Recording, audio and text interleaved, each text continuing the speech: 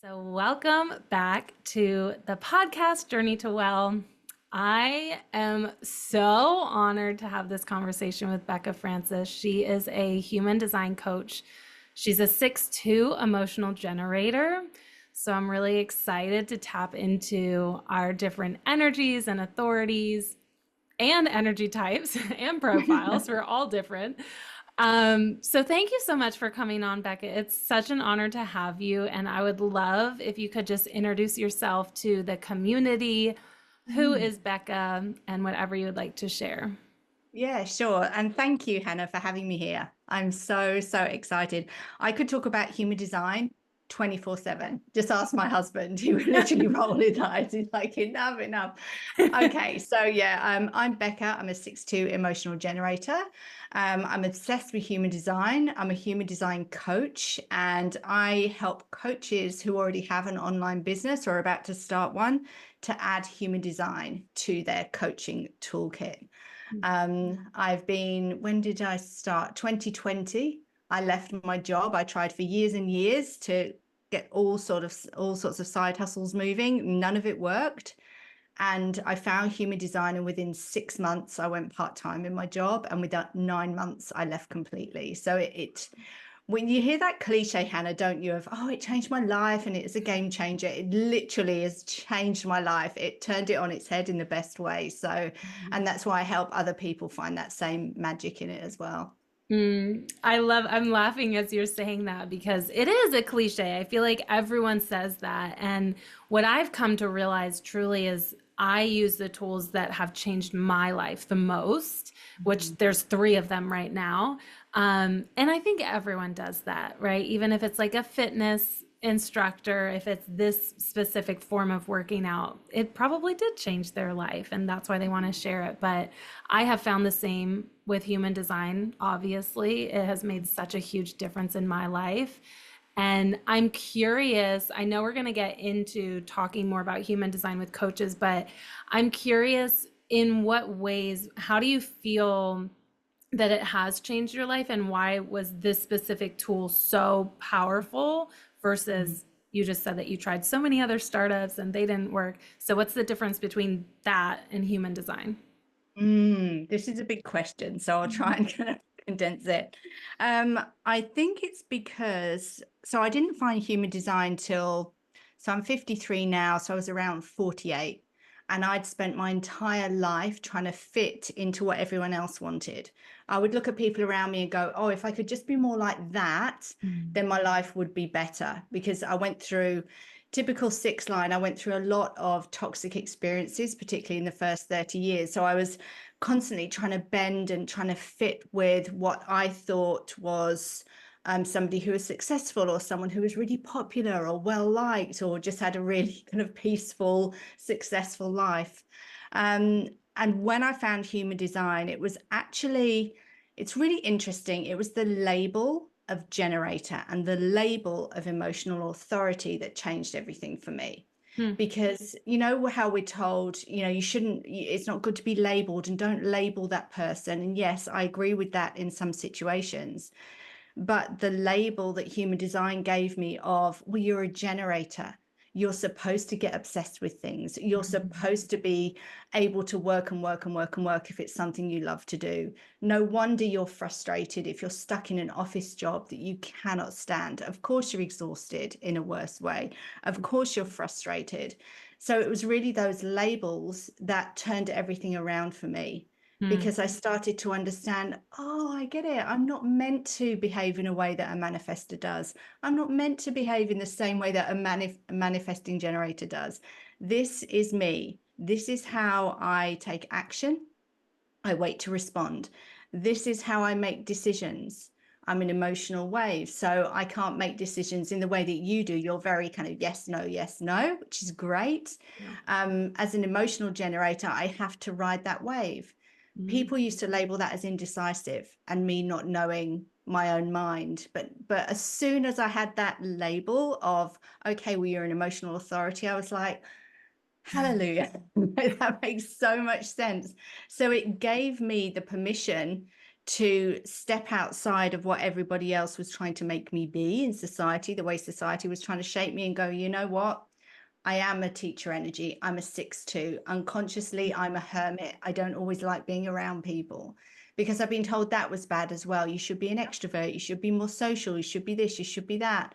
And I'm like, actually, no, I don't have to do any of that. And it was a relief. It was like spirit. So spirit showing me. So we talked before about the fact I'm a psychic medium as well. So I'll often, spirit will show me things as I'm talking.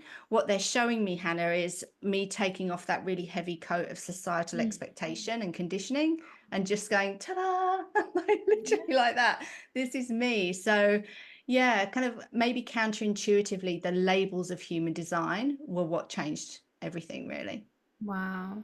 I'm so curious. You said learning you're a generator. So, in my experience, when I talk to my clients and share that they're generators, I talk to my friends and share that they're generators, every single one clenches up and they're like, I don't, because probably I open with generators are the doers. And they're like, I don't want to be the doer. So, I'm curious how you were introduced to being a generator and if you had any contraction there as you're learning or if it just really did all make sense to you. It's really interesting because the first time I ran my chart, I remember it kind of popping up on the screen and I looked at it and it was so complex. Yeah. I snapped my laptop shut and I walked away.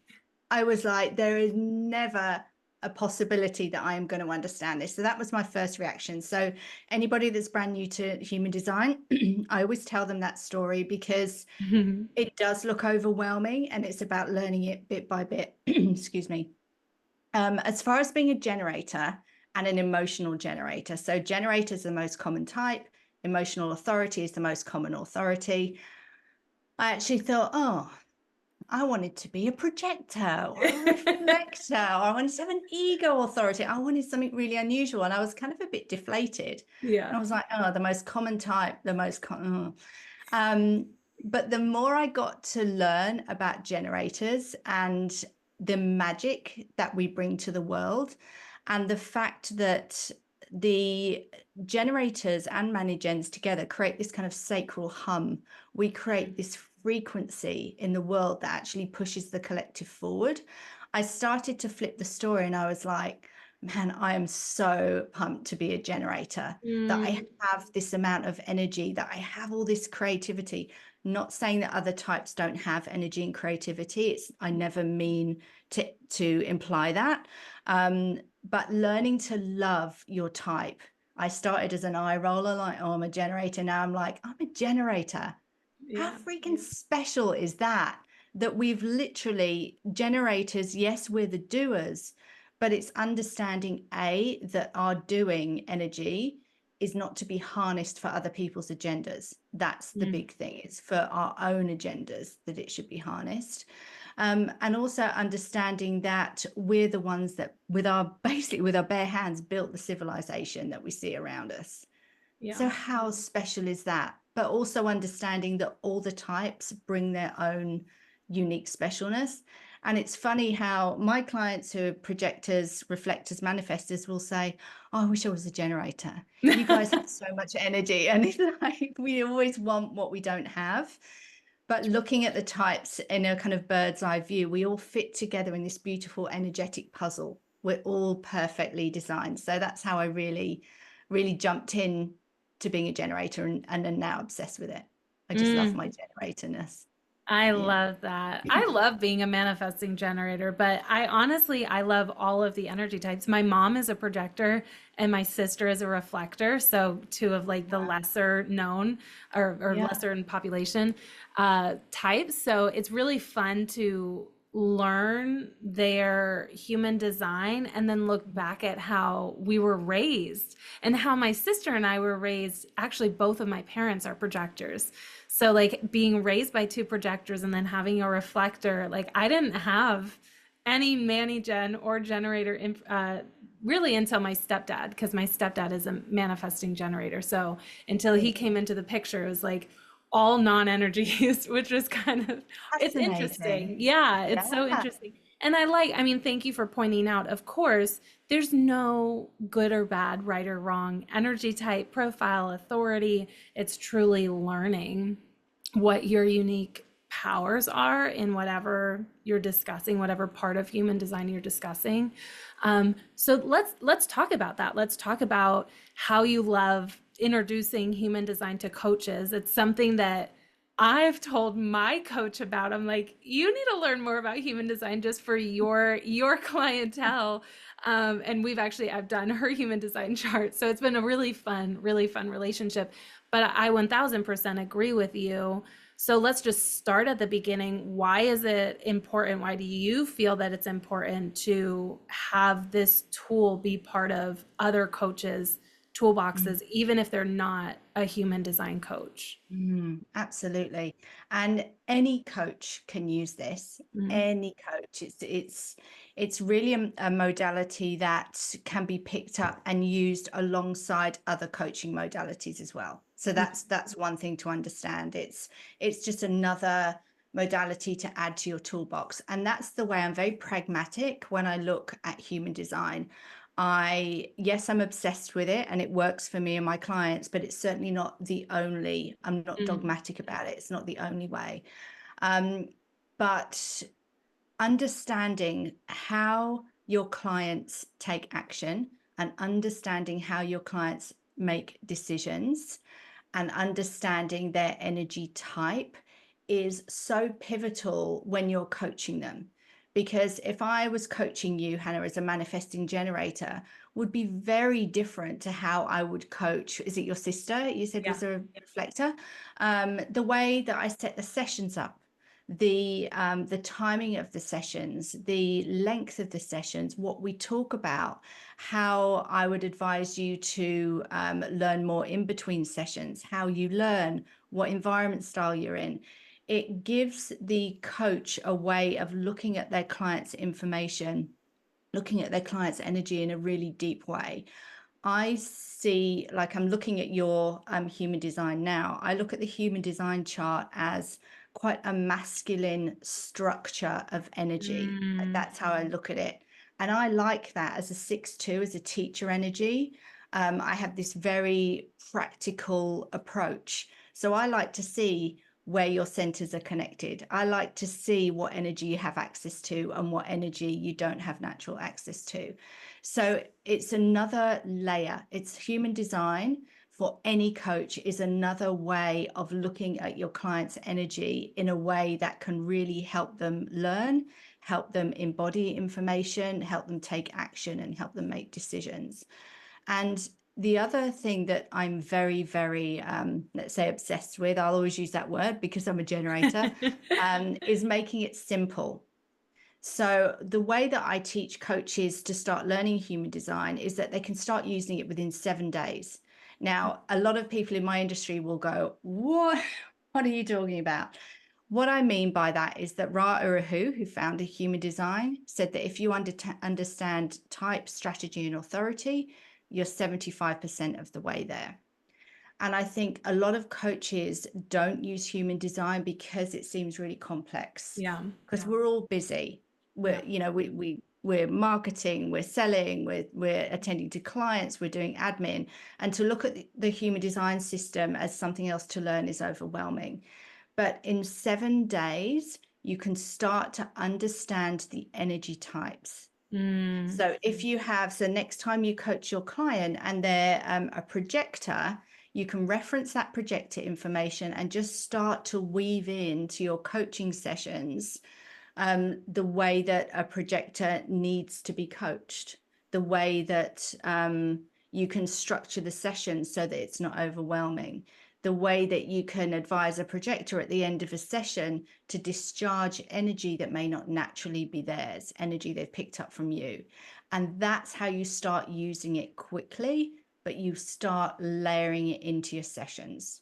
So you hmm don't have to use the whole of the human design system. You'd have to learn it all and then kind of cram it into a session. That's just going to overwhelm you and the client. It's about your curiosity and being able to blend new information just bit by bit into your client sessions.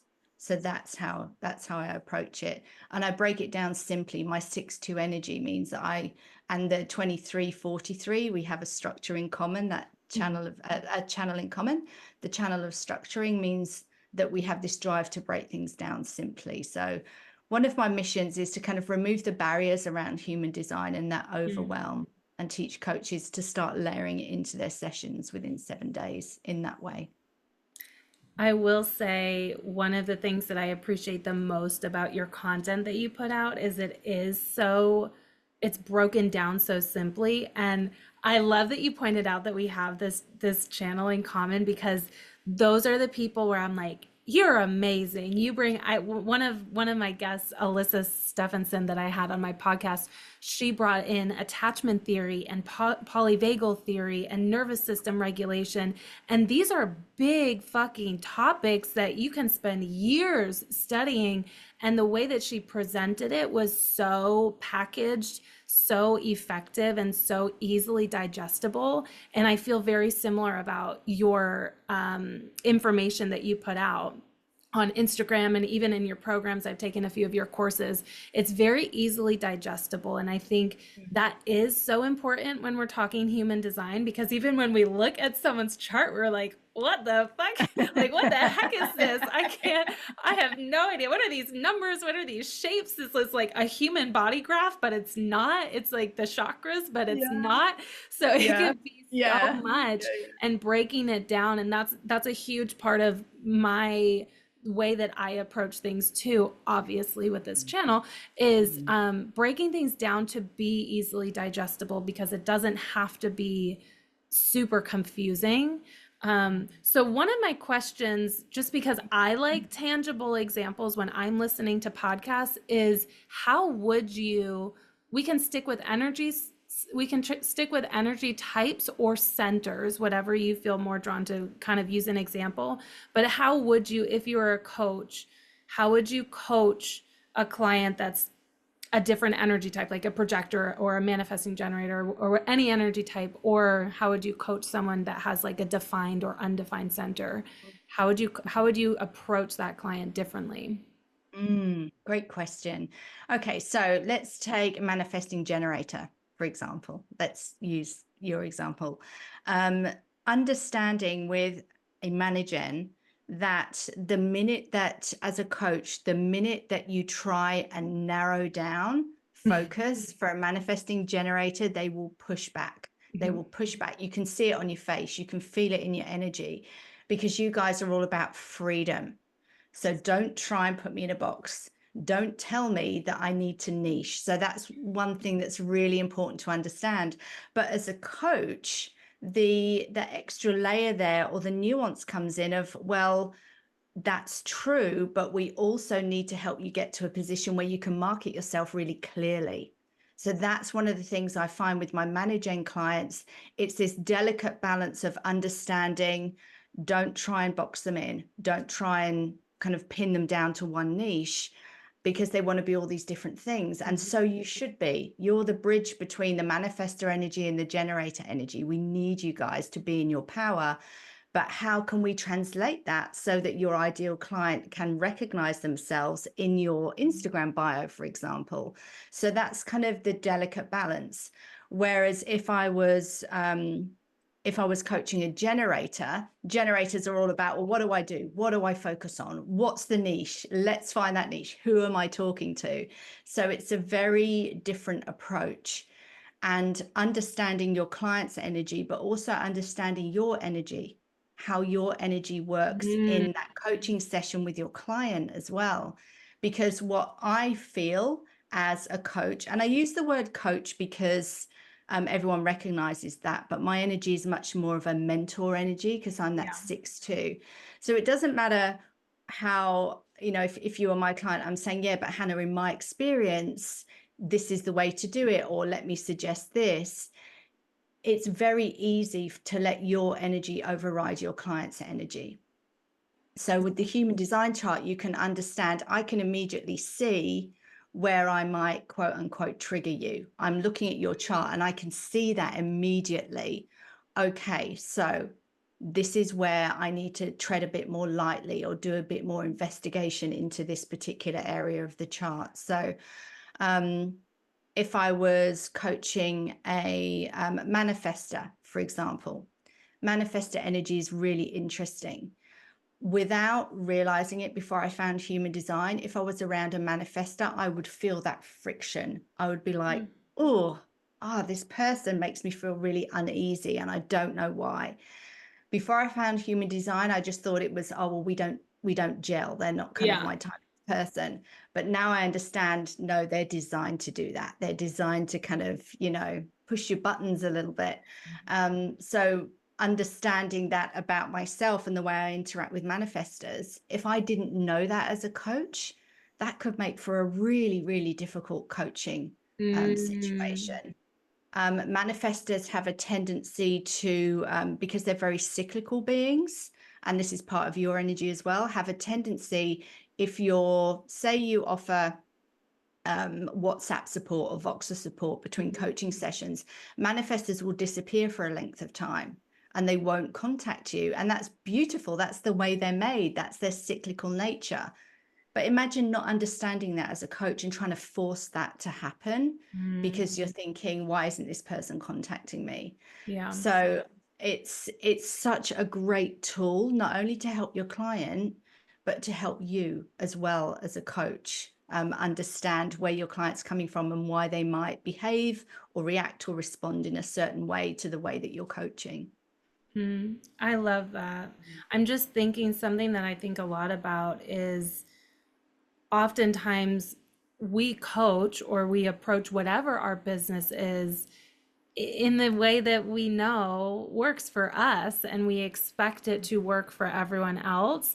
And so I'm thinking like as a manifesting generator coaching a projector but not knowing it and just maybe not understanding like why can't this person just do it, like just do it. And I've lived that way in my life. I'm like, Yeah. just freaking do it, like it's not that difficult.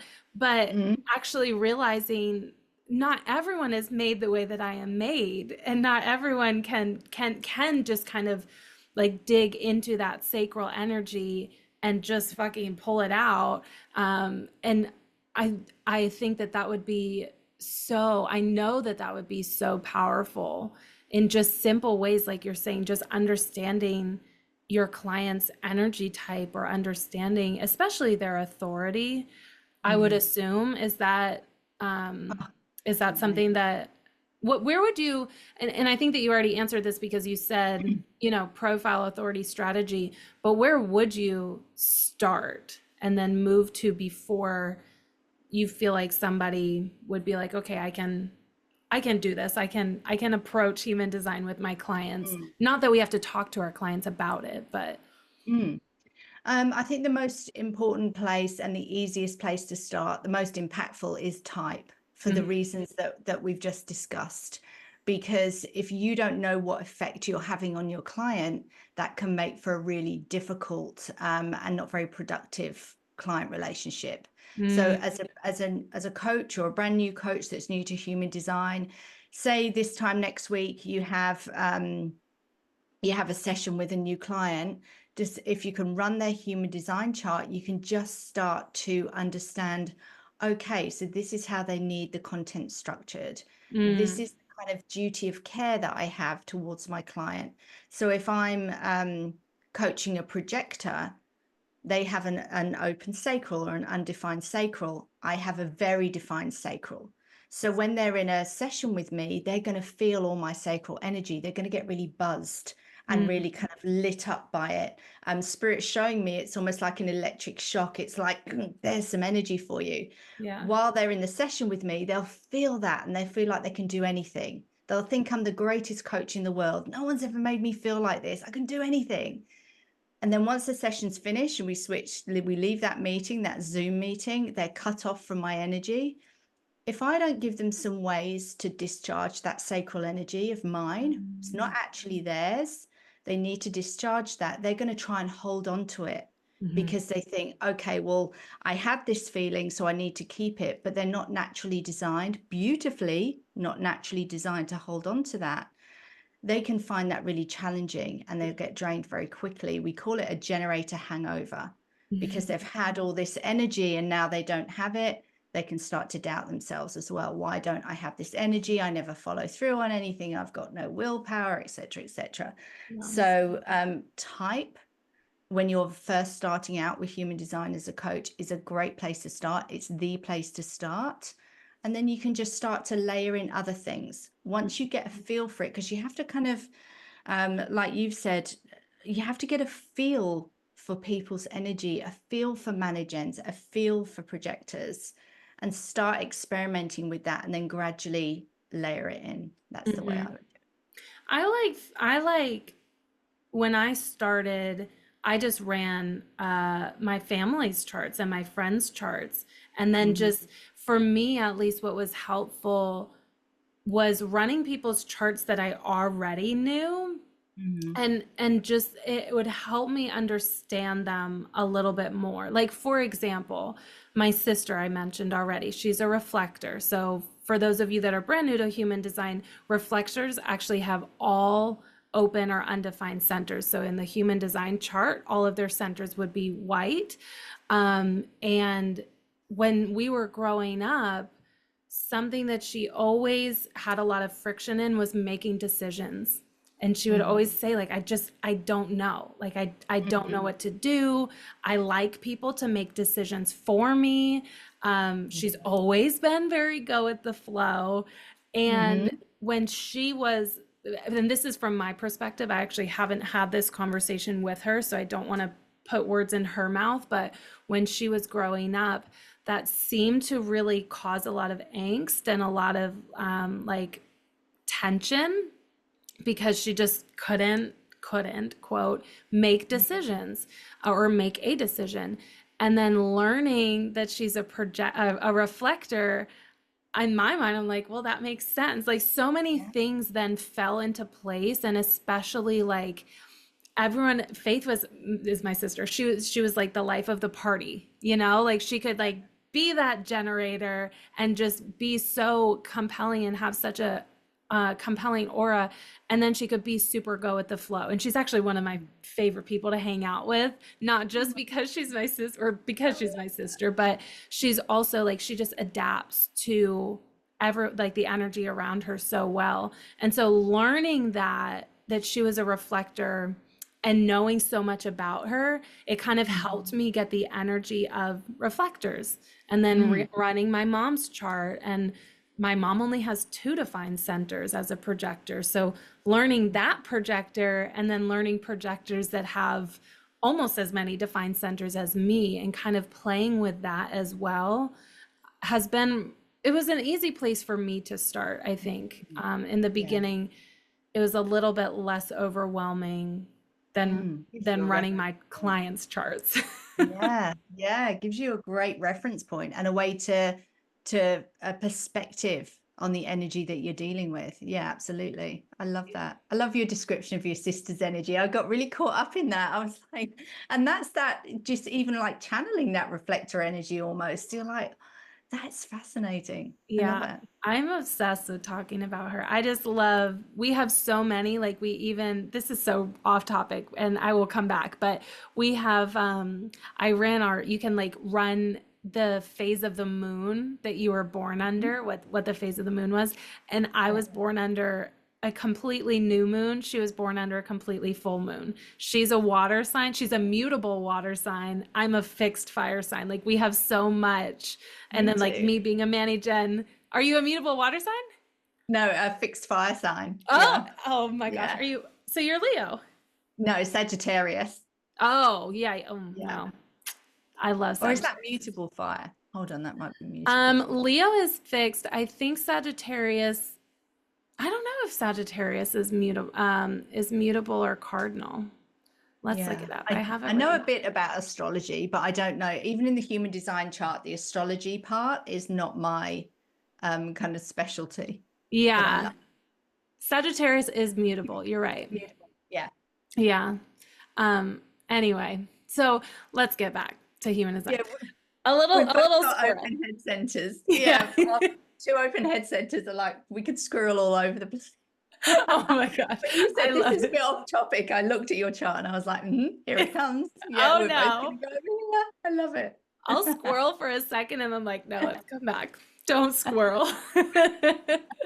So let's talk about, can we talk about open, undefined? And like you made a post about this, you're like, for purposes, let's just say open Mm, centers. There's a little bit of a difference between open and undefined. But if you're looking at a chart, this would be the white center that you have would be an open or undefined for beginner purposes. And then yeah. defined would be colored in. Can we Mhm. talk about the differences between that? And then we'll kind of expand on that. Sure. So let's talk about the open centers, the white centers. They don't have very good PR, They the open centers. don't. They really don't, but they're actually one of the most powerful parts of the chart. They're really underrated. Um, what tends to happen is that when you're new to human design, you'll look at the chart and go, okay, so I only have 4 centers defined, colored in, Mm-hmm.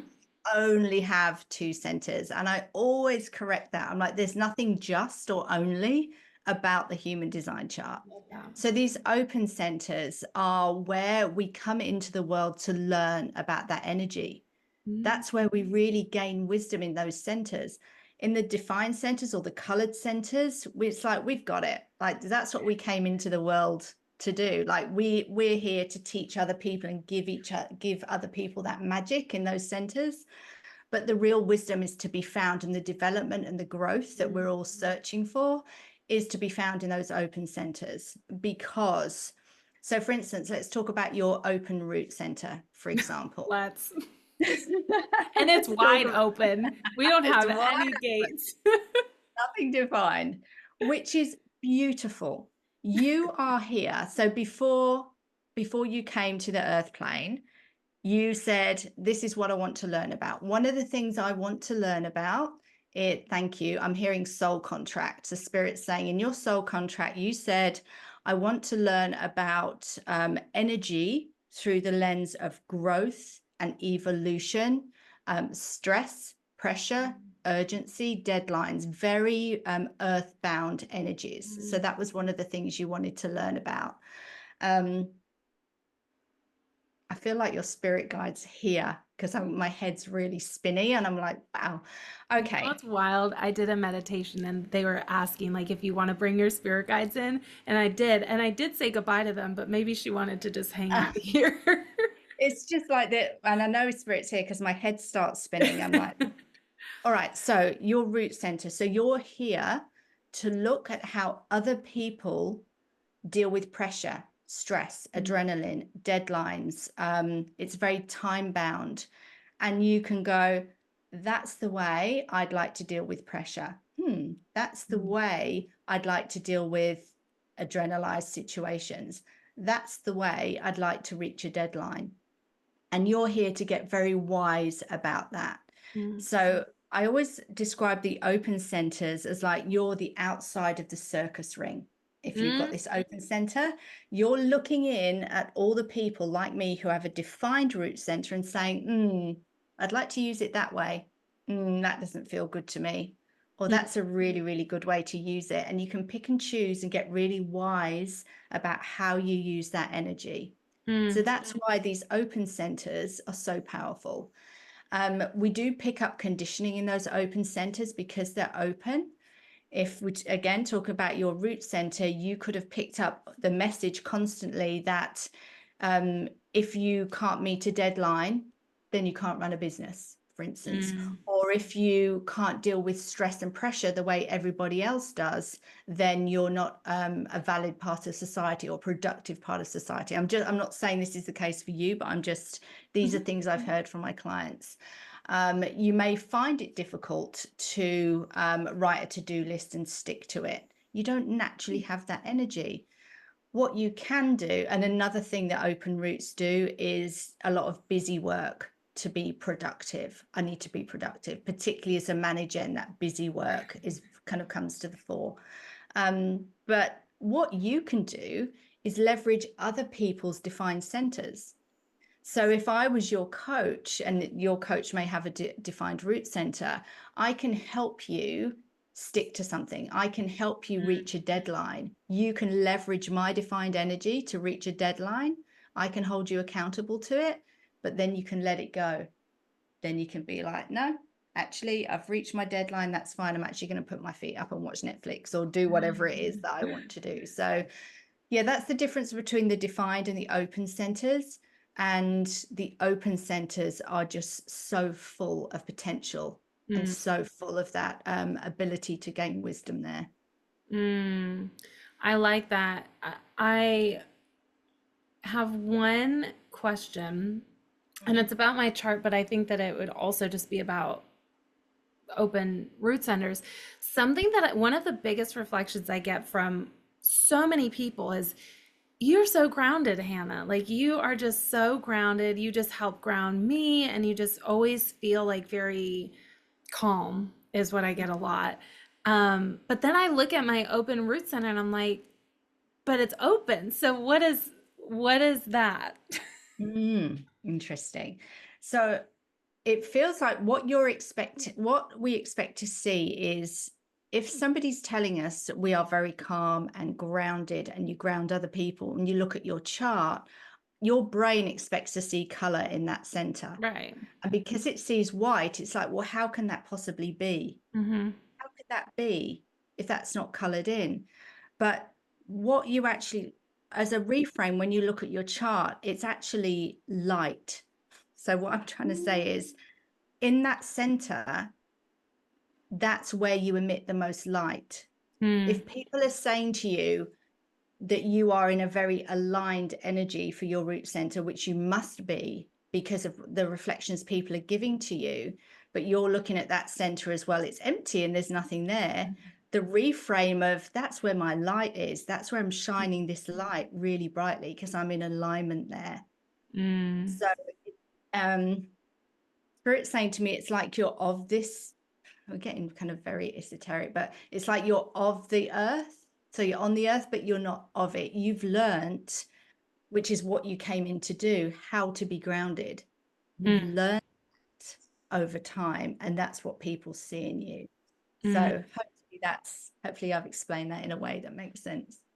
No, that really does make sense. And I love one of the ways that you opened the conversation of undefined centers is that these are the areas that you came in to learn about and to grow and explore. And I truly do feel that, especially with the open crown and the open root, how I view that and how I've introduced it to a few of my clients is, again, open centers are not bad, undefined centers are not bad, but we have this extra invitation, especially I'm talking to a projector, we have this extra invitation to just check in with, is this my energy? Is this someone else's energy? Do I need to clear the energy out? And I think as you're saying, that's kind of what I am bringing in, is that I try and actually I was reflecting on this. I think I focus way more on my root than my crown, but I try to, at the end of the day and at the beginning of the day, like clear out, just clear, like whether I'm doing Reiki on myself, whether I'm doing a little energy, and it doesn't have to be this big thing. It can just be like I'm clearing out, the energy of my crown, and I'm clearing out the energy of my root, or doing a lot of grounding practices. So actually getting outside. That's kind of how I view the open centers. I've actually been doing Reiki a lot on my solar plexus because I have Oh, an open solar plexus. So I'm like, yeah. can I do Reiki on my open centers? Because my defined centers just feel fine. Like they don't really, I don't always need I don't always feel like I need to do Reiki on my throat or my heart. Mm. But that's how I see it. I don't know if that hits, but that's just a different perspective of open centers or undefined centers too. Yeah. Yeah, I agree. And it's picking up on what you said about clearing that energy out. It's Hmm. similar to what we were saying about working with a projector and having them clear out your sacral energy. Yeah. Movement is great. So with two, so the head and the root are these pressure centers. So to have them both open and picking up energy from other people all day long can Mhm. be challenging. So having that practice to clear them out. So with both of those centers open, gentle movement like yoga or swimming or walking is really beautiful for that. Yeah. I have a defined route. So for me, I need something more high intensity to really, really Mm. clear the energy of my open head. But yeah, the open head center is very interesting. It can have a massive impact on us on social media because the open head centers can be seeing everything that everyone else is doing and thinking they should be doing the same. Yeah. We're also very susceptible to marketing language for Yeah. good or for bad. We're very susceptible to that suggestion and inspiration. So, yeah, I've done a lot of work around my open head because that was the one that I think trips me up more Mhm. often than not, or used to. So, yeah, it's the work around the open centers is really interesting. And as soon as you start describing an open center that's out of alignment to your client, they'll go, oh, that's me. Like immediately, oh my goodness, that's me. It's like you're reading my mind.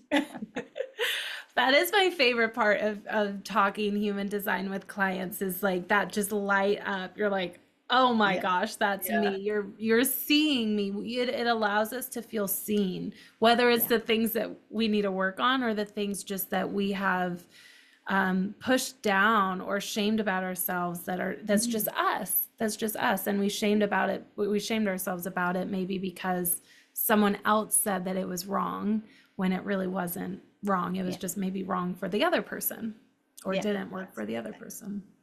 Yeah. So, okay, so I want to begin to wrap it up. This has been such a fun conversation. So, two final questions. Yeah. Number one, what do you feel like if you were, no, that's my second question. I want to ask the first question first. Okay. What is, oh my gosh, I'm losing it because I'm just going to ask the second question because that's what's coming Okay. up. If Yep. you are standing on a stage Mm-hmm. and you had the opportunity to share in one, two, three sentences the importance and the potency of human design, what is that Mm. one message that you would want to share with the world? That's a great question. Okay, what is that one thing I would want to share? The one thing, oh, okay. So there's a lot of emotion coming up for me as you're talking about that. So I'm trying to work out why that is. I think the one thing is that it is truly life altering. It literally moves the energy around in your life to get you where you want to be.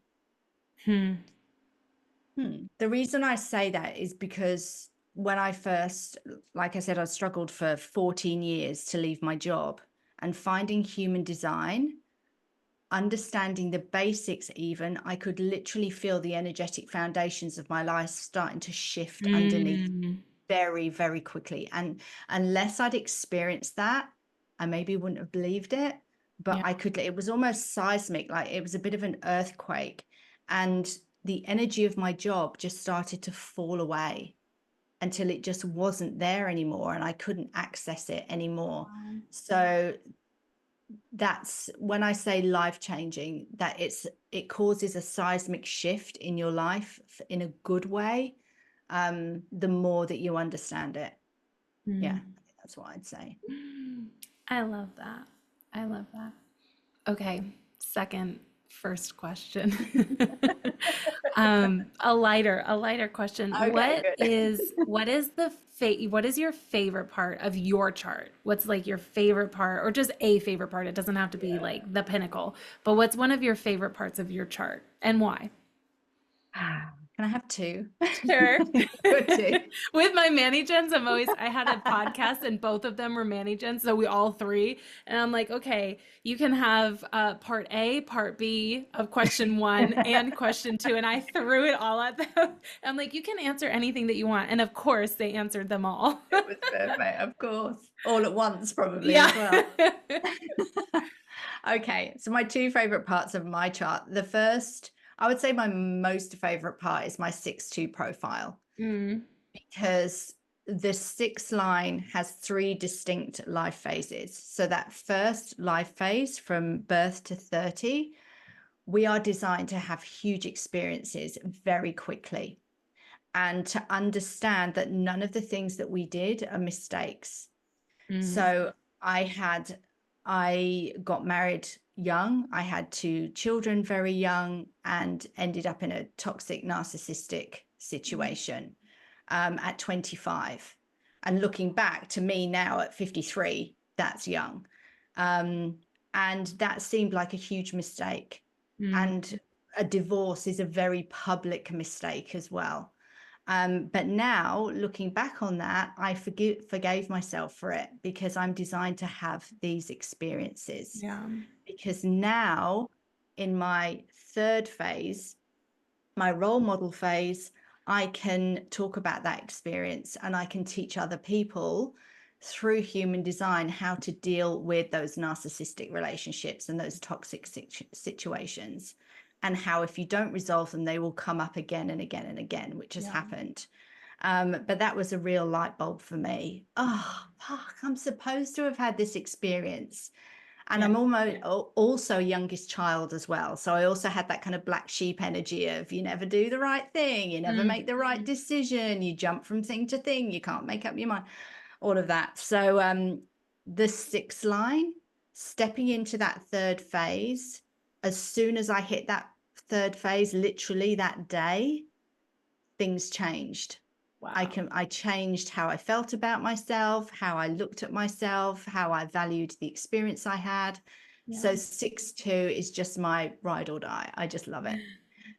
The second part is the format channel. So I'm not going to get too complex, but there are three format channels in the chart that run from the sacral down to the root. And I have the 360 format channel. And that is the overriding energy in my chart. Love my 6-2 profile as I do. The format is the start of my energetic circuit.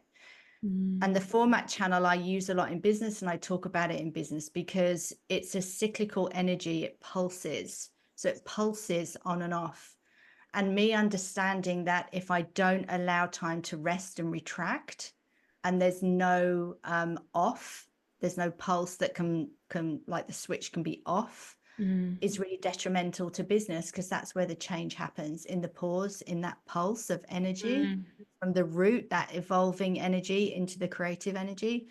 Um, and also I've been able to talk about in my marketing the fact that people who are around me naturally get exposed to that transformational energy. So when we hear that word transformation in marketing to the point where like our ears bleed, it's like I've heard it a billion times. But for me, I'm kind of I'm able to immerse myself in that and talk about it, knowing that's actually a foundational part of my energy, is Yeah. that transformation that occurs when people are around me and they feel when they work with me. Even in recorded programs like you've been in, that energy is still in there because it Yeah. was present at the time. So yeah, I would say those are my two favorite parts. Mm, I love that. And I love just that idea, and to kind of circle back to halfway through the conversation of looking at your coach's human design chart, or looking at even like who you work with, right? Like business partner or whoever, or even your partners, your husband, your wife's human design chart, and seeing the energy that they give you. I did that briefly with my mom because she has two defined centers. My stepdad has seven, six or seven. And so we were Mm. talking, I was kind of briefly introducing her of like, well, you're able to kind of tap into his energy, and like these are the defined centers. And she's like, oh my gosh, yes. So That's so true. Understanding my husband's human design and how it works with mine yeah. has been massive for our marriage. Huge, because he has a defined head center and he has a very fixed way of asking questions and very fixed ideas. And Mm, he will say, if he's watching the news, for example, he'll start on this rant and he will rant and rant and rant and rant. And because I have an open head center, all of that pressure is pouring into my open head center mm-hmm, and it's too much and it makes me shut down. mm-hmm. And he he before he understood what was going on, he used to say, "So what do you think?" And I'd just be like a zombie. I'd be like, Yeah. I don't know. And then I'd feel less than because I didn't Right. have an opinion or an idea for him. But now he understands it. He'll start on the rant and he'll see me glaze over and he'll go, "I'm doing that thing, aren't I? You know, with the head thing. So I should just shut up now, shouldn't I?" And I Oh my go, God. "Yeah, yeah, you should." And then he kind of retracts. So Yeah. the pressure is relieved from my open head center. So that alone has been huge because I used to kind of resent him for that, to be honest. I'd be Yeah. like, just you're making me feel like I'm not enough, that I can't form the questions or opinions that you need as quickly as you expect me to. But now he's like, "I get it. I'm good. I'll go and pour you a glass of wine instead. How about that?" I'm like, "Yeah, cool." Oh, I love that. And that's so true. This whole conversation we've had, level that out to your partner too. Like pull up your Mm, partner's human design chart. It doesn't have to be just your client's human design charts. Pull your partners because you can see again, looping it all the way back, just learning energy types, learning mm. your energy type, learning your partner's energy type. That's huge. And that's, you're going to find so many, you don't have to learn all about the centers and every, like even the profiles right now, like just learning the energy types of the people that are closest to you and seeing the differences. If you're a manifesting generator and your partner's a projector, like Yeah, that's there's differences there, and yeah. it would be really cool to learn about how Manny gens can support projectors and how projectors can support the Manny gens or whatever your partner's human design type is. Yeah, totally. And for your children as well. Yeah. So I have two grandchildren now. One of them is a manifester, one of them is a managen. Oh. Completely different energy. And with my daughter, I kind of try, I don't push it on her, but I'm like, he's behaving this way because he's a manifester and this is what he's wanting. She's like, she laughs and rolls her eyes and go, "Yeah, I know, I know." But I I do the can same see, thing. yeah. So he's very, very chill. He's a Cancer. He's a manifester. Mm. So he's quite chill till he isn't. And Mm-hmm. then my granddaughter is a manifesting generator. She's like a little whirlwind. She's like literally, she's loud and she's here and she's there and she's everywhere. So they're very different. My sister is a reflector. Her husband is a generator. Both of her kids are Manny gens. Oh, So bless we her. just crack up all the time. But I will tell her so many things, and I'm like, "Yo, you need to learn your kids' charts because Yeah. even just learning the her my nephew has is a sacral authority, my niece is an emotional authority, and like everything that I tell her, everything that we talk about, it makes so much sense that she's an emotional and he's a sacral and he's a Yeah. Sagittarius too. So like, oh man, he's the whirlwind and she's the like needs to ride the emotional wave and she's a Virgo. So anyway, it's so Oh, fun. It's oh, just so fun to learn it and then yeah. explore and play around. It doesn't have to be this big overwhelming thing, just No. learning small parts and then play around with it. Yeah. It can really change your life. It does really change your Yes. life and your perspective. Yeah, absolutely. Keep it simple and be curious and stay open and curious. Yeah, Yeah. stay curious. That's like my Yeah. mantra. Stay curious. Just be curious. So, Becca, where can people find you? I swear you have the best content that one of the best contents Oh, of human design coaches that I follow. So, thank please you. tell us where we can find you, where you hang out the most. And if you want to share just a little bit about, I know that you have so many incredible offerings. So, share a little bit about that too. Thank you. That's kind. So you can find me on Instagram. That's where I always am. I'm always hanging out in my DMs. So I'm at the Becca Francis on Instagram. Same on Facebook, but I'm normally on Instagram. If you are a coach or you're about to become a coach and you want to start blending human design into your practice in a very simple way within 7 days, my human design coaching toolkit will teach you everything you need to know, the A to Z of human design, my human design coaching techniques, which is actually the energetic story method. So the way that I read energy is through the lens of a story.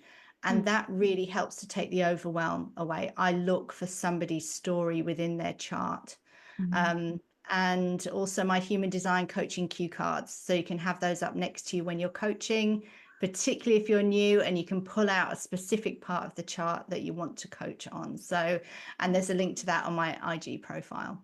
I love all of that. I need to check out those cards. I didn't even know you had those. That is so fun. That's genius. Thank you so much for coming on. This was such a fun conversation. I really, truly appreciate you coming on the podcast and being here tonight slash this morning. You're so welcome. I've had a great time. Honestly, if you didn't stop me, I'd be here till tomorrow talking about it. So Me too. No, when you said that in the beginning, I was like, oh no, we got a lot to say. yeah, it's been wonderful. Thank you so much. Thanks, Becca.